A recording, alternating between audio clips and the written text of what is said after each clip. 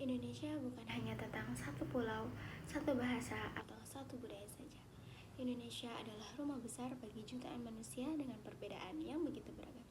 Dari Sabang sampai Merauke, dari Miangas hingga Pulau Rote, masyarakat Indonesia hidup dengan latar belakang suku, agama, budaya, bahasa, dan kebiasaan yang berbeda-beda.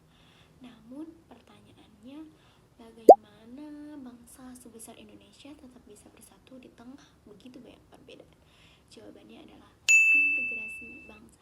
Halo semuanya, perkenalkan saya Kesha Mela Putri.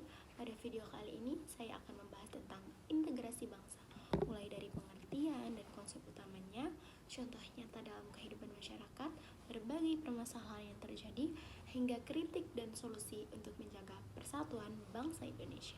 Integrasi bangsa adalah proses penyatuan berbagai perbedaan yang ada di dalam masyarakat sehingga tercipta kehidupan yang harmonis, bersatu, dan saling bekerja sama demi mencapai tujuan bersama sebagai sebuah bangsa. Indonesia memiliki keberagaman yang sangat besar. Kita memiliki ratusan suku bangsa, bahasa daerah, budaya, serta agama yang berbeda. Jika keberagaman ini tidak dijaga dengan baik, maka bisa menimbulkan konflik dan perpecahan. Karena itu, integrasi bangsa menjadi hal yang sangat penting mempertahankan keutuhan Negara Kesatuan Republik Indonesia atau sering kita sebut dengan NKRI. Utama integrasi bangsa yang pertama ada persatuan dalam keberagaman. Walaupun berbeda-beda, masyarakat Indonesia tetap bersatu sebagai satu bangsa. Hal ini sesuai dengan semboyan bangsa Indonesia, yaitu Bhinneka Tunggal Ika, yang berarti berbeda-beda tetap satu jua. Yang kedua adalah toleransi. Toleransi berarti menghargai perbedaan yang dimiliki orang lain. Dengan toleransi, masyarakat dapat hidup berdampingan tanpa saling memaksakan kehendak. Yang ketiga ada nasionalisme. Nasionalisme adalah rasa cinta terhadap tanah air. Sikap nasionalisme membuat masyarakat memiliki semangat untuk menjaga persatuan bangsa. Yang keempat ada kerjasama. Integrasi bangsa juga membutuhkan kerjasama antar masyarakat, pemerintah, dan seluruh elemen bangsa agar tercipta kehidupan yang damai dan harmonis. Integrasi bangsa bukan hanya teori, tetapi dapat kita lihat dalam kehidupan sehari-hari. Contoh yang pertama adalah gotong royong. Salah satu contoh integrasi bangsa adalah gotong royong. Masyarakat dari berbagai latar belakang bekerja sama untuk membantu satu sama lain tanpa membedakan suku, agama, dan status sosial. Misalnya saat membersihkan lingkungan, membantu korban bencana alam, atau membangun fasilitas umum bersama-sama. Contoh yang kedua adalah toleransi antar umat beragama.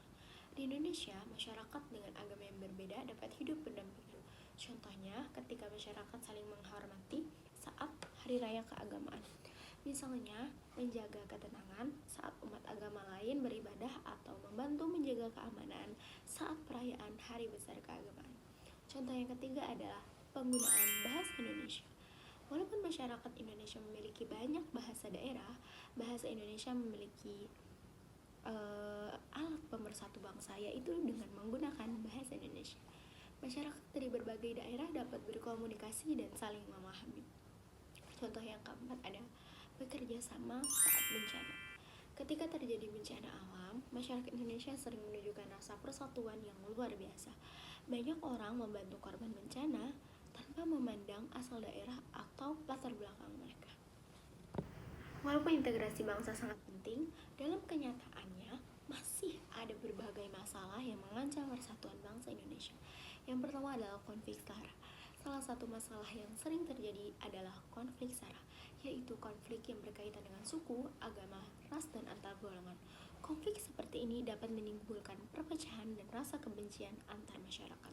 Yang kedua, adanya penyebaran hoax dan ujaran kebencian. Di era digital ini, media sosial menjadi tempat penyebaran informasi yang paling cepat. Sayangnya, banyak berita bohong atau hoax yang dapat memecah belah masyarakat.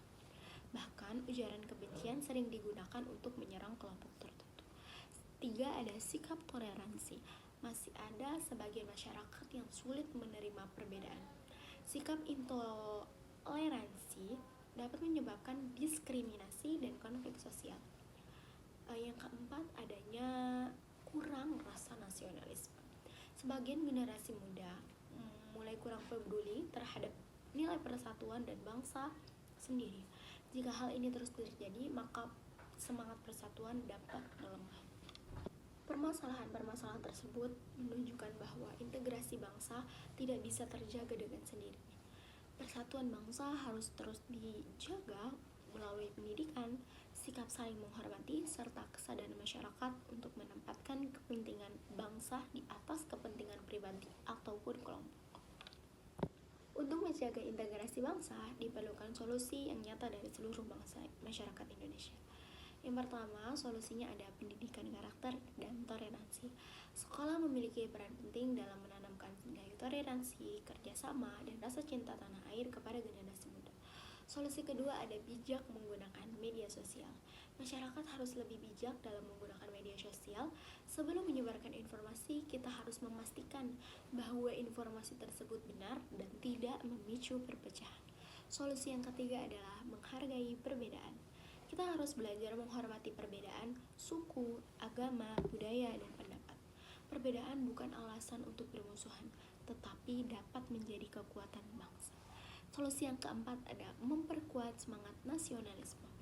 Generasi muda perlu menumbuhkan rasa bangga terhadap Indonesia dengan cara melestarikan budaya bangsa, menggunakan produk lokal, dan ikut menjaga persatuan bangsa. Pemerintah dan masyarakat harus lebih serius dalam menangani konflik sosial dan penyebaran hoax. Selain itu, pendidikan tentang toleransi dan persatuan bangsa harus diperkuat agar masyarakat lebih sadar pentingnya menjaga integritas bangsa. Dari pembahasan tadi, kita dapat memahami bahwa integrasi bangsa merupakan kunci penting dalam menjaga keutuhan Indonesia. Di tengah keberagaman suku, agama, budaya, dan bahasa, masyarakat Indonesia harus terus menjaga persatuan melalui sikap toleransi, kerjasama, dan rasa cinta tanah air. Perbedaan bukanlah penghalang untuk bersatu, melainkan kekuatan yang membuat Indonesia menjadi bangsa yang kaya dan istimewa. Sebagai generasi muda, kita memiliki tanggung jawab untuk menjaga persatuan bangsa agar Indonesia tetap damai, kuat, dan harmonis. Karena Indonesia yang kuat bukanlah Indonesia yang seragam, tetapi Indonesia yang mampu bersatu dalam keberagaman. Saya Putri dari Prodi PGSD mengucapkan terima kasih. Wassalamualaikum warahmatullahi wabarakatuh.